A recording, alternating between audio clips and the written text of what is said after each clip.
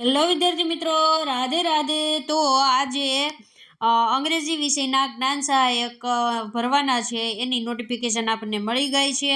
તો ક્યારથી ફોર્મ ભરવાનું શરૂ થશે, ક્યારે છેલ્લી તારીખ છે, ક્યારે મેરિટ બહાર પડશે, ક્યારે જિલ્લા પસંદગી માટે જવાનું છે, બધું જ તમને આ વિડીયોમાં મળી જશે। તો સૌપ્રથમ તો આપણી ચેનલને સબસ્ક્રાઈબ કરી દેજો અને આપણા વિડીયોને લાઈક કરીને તમારા મિત્રોને શેર કરી દેજો, બરાબર। તો અહીંયા તમે સ્ક્રીન ઉપર જોઈ શકો છો કે અંગ્રેજી વિષયના જ્ઞાન સહાયક। હવે તમને મિત્રો ખબર છે, વિદ્યા સહાયક હોય તો કાયમી નોકરી હોય અને જ્ઞાન સહાયક હોય તો શું હોય, તો કે 11 મહિનાનો કરાર હોય। કેવો હોય? કરાર આધારિત નોકરી છે અને કરાર એવો હોય કે જ્યારે પણ તમારા શિક્ષક હાજર થાય કે નવી ભરતી થાય ને શિક્ષક હાજર થાય તો તમને છૂટા કરી દેતા હોય છે 11 મહિના પહેલાં પણ। તો હવે તમને માસિક ફિક્સ મહેનતાણું કેટલું મળશે, તો કે 21,000। કેટલા? 21,000। પણ જો તમે રજા પાડો મહિનામાં તો આ મહેનતાણામાંથી તમને ઓછું પણ મળે। જો એક પણ રજા ના પાડો તમે તો તમને પૂરા 21,000 મળે।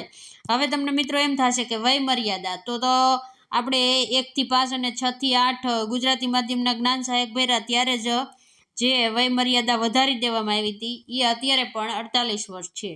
જે મિત્રોને અંગ્રેજી વિષયના જ્ઞાન સહાયકમાં ફોર્મ ભરવાનું હોય એ મિત્રો માટે 11 મહિનાનો કરાર હોય છે અને પગાર પણ તમને ખબર છે આટલો હોય છે અને ટેટ ટાટ પાસ હોવા જોઈએ, બરાબર। હવે આમાં બીજું તો કાંઈ નથી, આપણે મહત્વનું છે એ જ જોશું। અહીંયા નિમણૂકનો પ્રકારને તમારે ઓનલાઈન અરજી કરવાની છે, કુરિયર દ્વારા સ્વીકારવામાં આવશે નહીં, તેવું તમને ચોખ્ખું કહી દેવામાં આવેલું છે। તો સૌ પ્રથમ આપણે જોઈએ કે ઓનલાઈન અરજી ક્યારથી ફોર્મ ભરાવાનું ચાલુ થશે, તો કે 4/8/2026 14 કલાક એટલે સમજી લેવાનું 2 વાગ્યાથી શરૂ થશે તમારા ફોર્મ ભરાવાનું, બરાબર મિત્રો। અને ઓનલાઈન અરજી કરવાની છેલ્લી તારીખ તો કે 10/8/2026 છે, 23 કલાક 23.39 એટલે 24 કલાક ગણી જ લેવાનું, બરાબર। તો મિત્રો તમને અહીંયા સમજી લો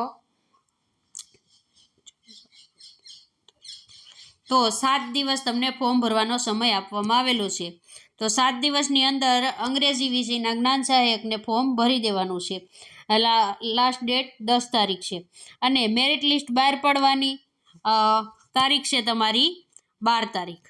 12 તારીખે તમારું મેરિટ લિસ્ટ બહાર પડશે અને જિલ્લા પ્રાથમિક શિક્ષણ કચેરીએ ડોક્યુમેન્ટ ચકાસણી અને શાળા પસંદગી માટે રિપોર્ટિંગ કરવાની તારીખ તમને અહીંયા આપી દીધેલી છે, તો કે 17 તારીખે। 17 તારીખને સોમવાર એટલે સમજી લો કે 17 તારીખે તમે રિપોર્ટિંગ કરો એટલે 18 તારીખે જો રજા ના હોય તો તમારે સ્કૂલમાં હાજર થઈ જવાનું થશે। એટલે તમે પછી 18 થાવ કે 19-20 થાવ તો પણ ચાલે છે, બરાબર।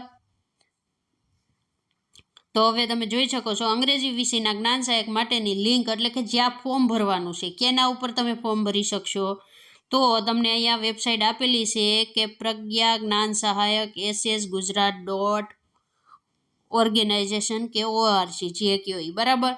તો આ હતી તમારી જ્ઞાન સહાયકમાં જે મિત્રોને ફોર્મ ભરવાનું હોય એ 4 તારીખથી શરૂ થાય છે, ભરી દેજો। અને આનું મેરિટથી લઈને બધી જ અપડેટ આપણે વિડીયો બનાવીને આપશું।